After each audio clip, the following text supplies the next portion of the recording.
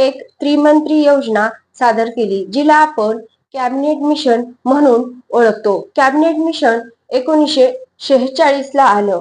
मार्च 1946 ला cabinet mission आपल्या भारतात आलं आणि त्यांनी मे 1946 ला एक योजना सादर केली. आता त्रिमंत्री योजना, कॅबिनेट मिशनला त्रिमंत्री योजना सुद्धा म्हटलं जातं. तर ते का? कारण यामध्ये 3 मंत्री होते, ज्यामध्ये नियुक्ती केली होती त्रिमंत्री योजनेची क्लेमेंट ॲटलीनं, जे मी तुम्हाला अगोदरच सांगितलं होतं. त्यामधले सदस्य होते लॉर्ड पॅथिक लॉरेन्स, जे भारत मंत्री होते. त्यानंतर दुसरे सदस्य होते एफी अलेक्झांडर, जे लॉर्ड ऑफ मिलिटरीचे सदस्य होते, आणि सर स्टेफन क्रिप्स हे बोर्ड ऑफ कंट्रोलचे अध्यक्ष होते. हे 3 मिळून कॅबिनेट मिशन होतं, किंवा कॅबिनेट मिशनला त्रिमंत्री योजना म्हणतात, जी की 1946 ला आली.